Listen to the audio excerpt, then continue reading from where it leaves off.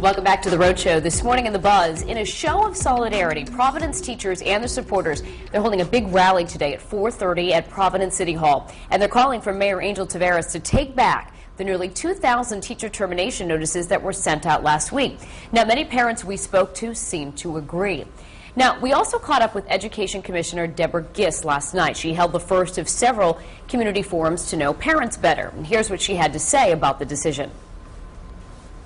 These are a time of fiscal crisis that our state has never seen before, that the city of Providence has never seen before.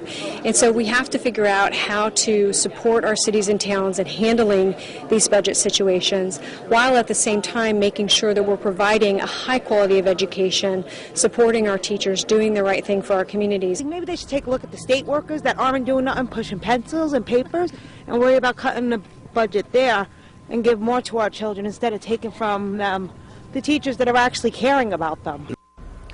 All right, so Providence Mayor Angel Taveras says there's going to be a series of public hearings on possible school closures as well in the coming weeks.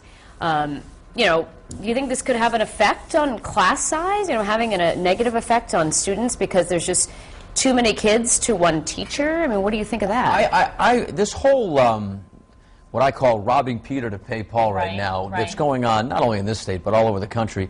How do we get into this mess? Why was this an issue when we were in school? Maybe I don't think it was. I don't think it was. You public school, you went to school, the teachers got paid, they did their thing. Right. I think, I agree with that woman. I mean, I don't want anyone to lose their job, but why do you punish the kids? Like, why, it's not their fault that we're into this mess. And now you're like stripping them of an education, and the fact that you have this ratio of, let's say, average class size is what, maybe 20 to 25? Yeah, 25 to 1. Like 27 actually. Or so let's say roughly 25 to 1. You get that personal interaction with the teacher. You need that, especially growing up.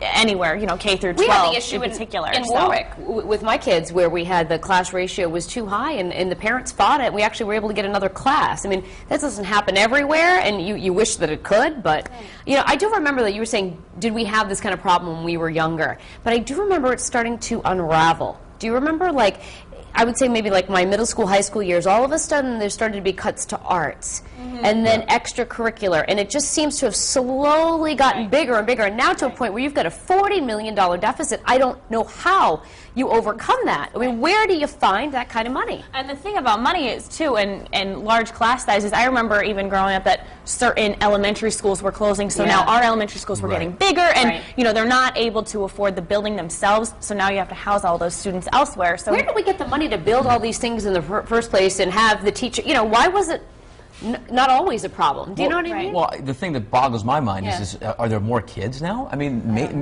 to me, when I have conversations with people that are older than me, they say, well, I had 7 brothers and 6 sisters. Nowadays, a big family's 2.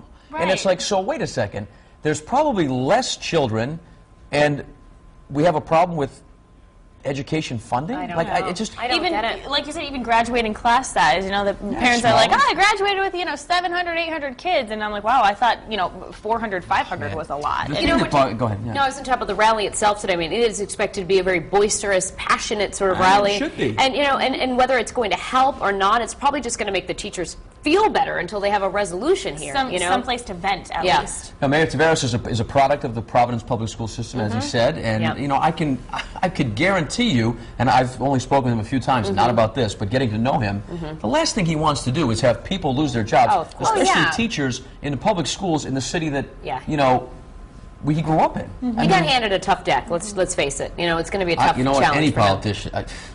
We could go on and on about the tough decks that all politicians have been handled. Maybe the other ones are the ones that got him in trouble. The other politicians, the older ones. Well, I don't feel like with you guys, sorry. I know we can't really pass the buck necessarily, but we'll hand it over to Courtney and let her take it away. Serious topic. You pay for it, Courtney. Oh man, wish I could. But we have a lot of comments right now on our Facebook page. A lot of people buzzing about it, and on the live blog, and they're just sharing their feelings about how they think today's rally is going to turn out, and if in fact it will help the teachers. So let's head over to foxprovidence.com right now. And Evan says, I don't think the rally will accomplish anything today. The new mayor is trying his best to balance the budget. And Joe says, I think the rally is a nice way to show support, but I don't think it will be enough to change the mind of the mayor. He says Providence does need a big change in their schools, but this is not the way to do it. Here's the poll right underneath the live blog. Do you think the rally will help the situation for Providence teachers? Your choices are A, yes, the support will help the teachers, or B, no, the budget problem still exists. We have about a dozen comments so far on our Facebook page under today's Buzz, and Linda Maintanis says, no, no, no, this is the perfect opportunity for change. Why turn back the hands of time? And Natasha Pavlo says, if you're not a Providence teacher or student, I think no one else should have an opinion.